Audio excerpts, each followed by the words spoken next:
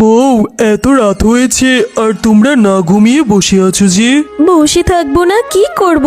এত রাত হয়েছে অথচ মেয়েটার মুখে একটুখানি খাবারও দিতে পারিনি। কি রান্না করব? ঘরে যে রান্না করার মতো কিছুই নেই। তুমিও তো চলে গেলে বাইরে, আর আসলে না। বললে তো কিছু একটা নিয়ে আসবে। আমি তো অনেক চেষ্টা করেছি, মোড়ল মশাই বাগমামার বাড়িতেও গিয়েছিলাম, কিন্তু কোনো জায়গায় কাজের ব্যবস্থা করতে পারলাম না, তাই তোমাদের জন্য কোনো বাজারও করে নিয়ে আসতে পারিনি। বাবা বাবা, আমার যে বড্ড খিদে লেগেছে, আমাকে কিছু একটা খেতে দাও না, না হয় এক গ্লাস পানি দাও। ওগো, শুনেছো? তোমার মেয়ের কথা শুনেছো? ঠিক আছে রে মা, আমি কালকেই তোর জন্য কিছু খাবারের ব্যবস্থা করব। তুই কাঁদিস না মার। ওগো, তুমিও মন খারাপ করো না, আল্লাহ নিশ্চয়ই কোনো না কোনো একটা ব্যবস্থা করবে।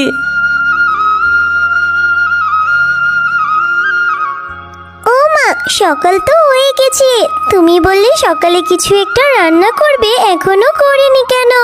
আর তুমি এই শাড়িগুলো বের করেছে কেন? এগুলো দিয়ে কি করবে মা? মারে, এই শাড়িগুলো ঘরেই ছিল, আমার তো পরা হয় না, তাই ভাবছিলাম শাড়িগুলো বিক্রি করে দিব। যদি কিছু টাকা পাই সেই টাকা দিয়ে তোর জন্য বাজার করে নিয়ে আসবো। মা, তুমি তোমার এই পছন্দের শাড়িগুলো বিক্রি করে দেবে? আমার খুব কষ্ট হচ্ছে মা, তুমি বিক্রি করো না, আমি আরো 2 দিন না খেয়ে থাকতে পারবো। পাগলি মেয়ে আমার, তোর বাবাও তো কত চেষ্টা করছে। কি করব রে মা, আমাদের টাকা হলে এরকম শাড়ি আরো অনেকগুলো কিনে নিব। এরপর টয়ার মা রেখা শিয়ালিনী তার সেই শাড়িগুলো নিয়ে বাঘিনীর বাড়িতে চলে যায়। বাঘিনী মামি, আমার এই শাড়িগুলো দেখুন না, একদম নতুন রয়েছে, আমি একদিনও পরিনি। এই শাড়িগুলো কি আপনি নিবেন? আমাকে কিছু টাকা দিন না, আমি সেই টাকা দিয়ে বাড়িতে বাজার করে নিয়ে যাব। আরে শেফা, তুই এসব কি ধরনের শাড়ি নিয়ে এসেছিস? তুই জানিস না আমি ব্র্যান্ডের শাড়ি পরি? তারপরও যখন তুই নিয়েই এসেছিস দেখি। না গো বাঘিনী ভাবি, এগুলো কম দামি শাড়ি না, আমার বিয়ের পরেই মিচকে কিনে দিয়েছিল শখ করে। আমি অভাবে না পড়লে কখনোই এই শাড়িগুলো বিক্রি করতাম না। তুমি আমাকে যা পারো তাই দাও গো। এত কম দামি শাড়ি তো আমি পরি না, তুই যেহেতু বলছিস ঠিক আছে, আমি অল্প টাকায় কিনে নিচ্ছি, কাজের মেয়েদের দিয়ে দেব।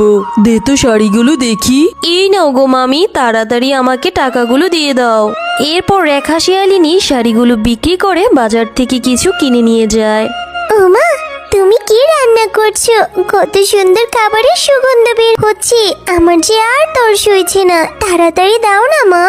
দেবো তো মা, আমার রান্না এই তো শেষ হয়ে এসেছে। রান্না শেষ হলে আমি আমার সোনামাকে খেতে দেব, তারপরে তুই পেট ভরে খাবার খাবি, কেমন?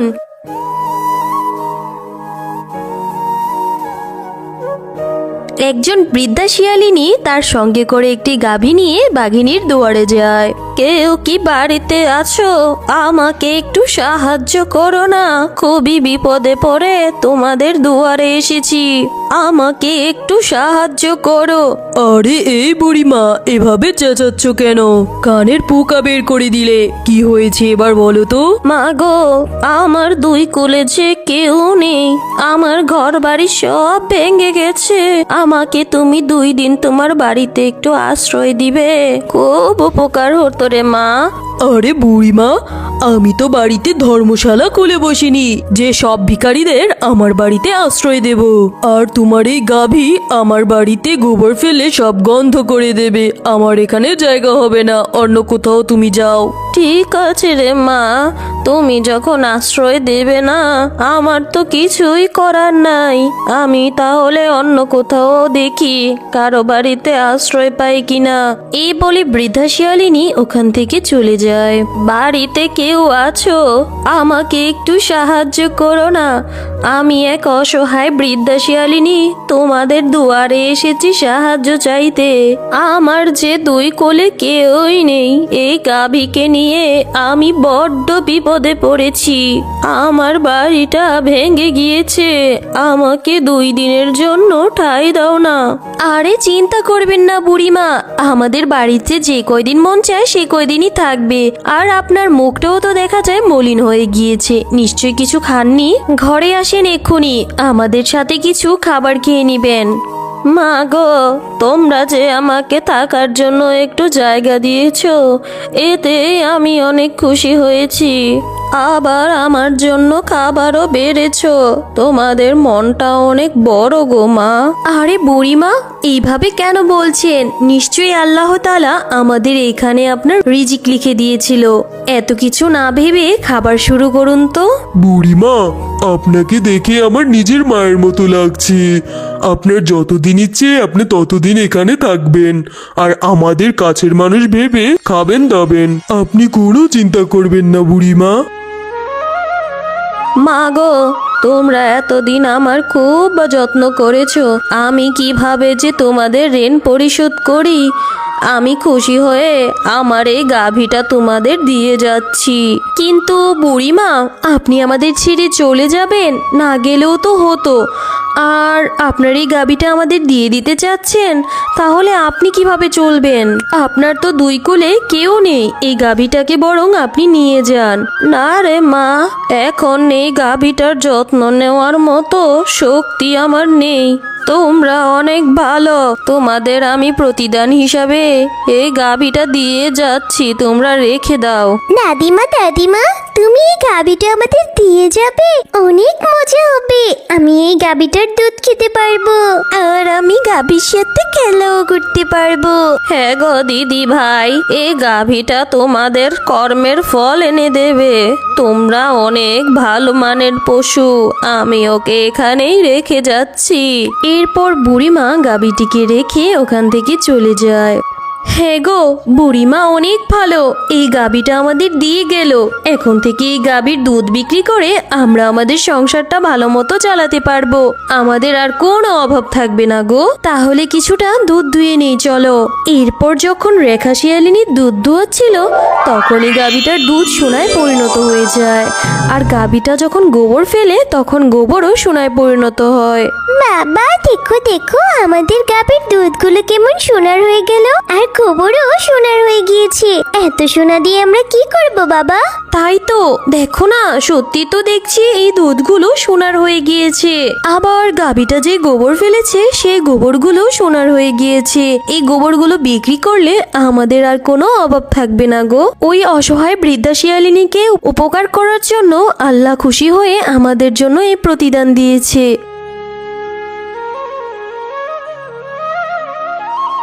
আরে শেফা, কোথায় যাচ্ছিস? তোকে তো ইদানিং দেখাও যায় না, এদিকে আয়। কি রে শেফা, তুই কি সোনার হরিণ পেয়েছিস নাকি? আমার কাছে যে টাকা পয়সা ধারও চাইতে আসিস না।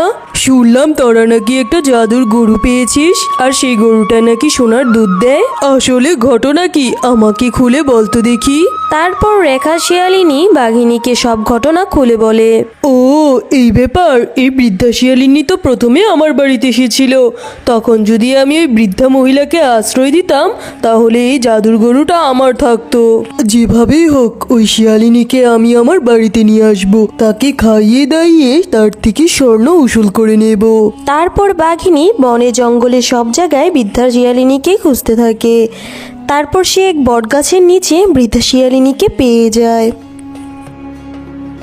আরে বুড়িমা, আপনি এখানে বসে আছেন আর আমি আপনাকে সারা জঙ্গলে খুঁজে বেড়াচ্ছি। আপনি আমার সঙ্গে চলুন, আমি আপনাকে ভালো ভালো খেতে দেব, আর যতদিন ইচ্ছে ততদিন আমার বাড়িতে থাকবেন। আরে তুমি সেই বাঘিনী না, যে আমাকে ওই দিন ভিখারি বলে দূর দূর করে তাড়িয়ে দিল? আজকে আবার কি মনে করে আমাকে তোমার বাড়িতে নিয়ে খাওয়াতে চাচ্ছ? বুড়িমা, ও কথা বলে আমাকে লজ্জা দিবেন না। আপনি আজকে আমার সঙ্গে চলুন। আমি আমার ভুল বুঝতে পেরেছি। আপনি আমার সঙ্গে চলুন, না হলে আমি এক পাও এখান থেকে নড়াবো না। আরে বাঘিনী, তুমি আমাকে এত খাবার দিচ্ছ, এত খাবার তো আমি খেতেও পারবো না। তুমি অযথা এত খাবার নষ্ট করছো। এই খাবারগুলো এখান থেকে নিয়ে যাও। তাড়াতাড়ি খাবার শুরু করুন, আর খেয়ে দিয়ে আমাকে তাড়াতাড়ি করে প্রতিদান দিয়ে যান। ও এবার বুঝতে পেরেছি তুমি লোভে পড়ে আমাকে ডেকে এনেছো। দাঁড়াও, খেয়ে দে আমি তোমাকে প্রতিদান দিচ্ছি। তারপর বুড়িমার খাওয়া শেষ হলে বাঘিনী তার কাছে প্রতিদান চায়। প্রতিদান চাচ্ছিলে না? এই হাঁড়িটা আমি তোমাকে দিয়ে যাচ্ছি। আমি যাওয়ার পরে এই হাঁড়িটা তুমি খুলবে। এরপর এটা থেকে তুমি তোমার কর্মের ফল প্রতিদান পেয়ে যাবে। এরপর বুড়িমা বাঘিনীকে হাঁড়িটা দিয়ে ওখান থেকে চলে যায়। পর সেই হাঁড়ি থেকে অনেকগুলো বিষাক্ত পোকা বের হতে থাকে। আরে আরে আরে, এ তো স্বর্ণ নয়, বিষাক্ত পোকা আমাকে যে কামড়ে মেরে ফেললো।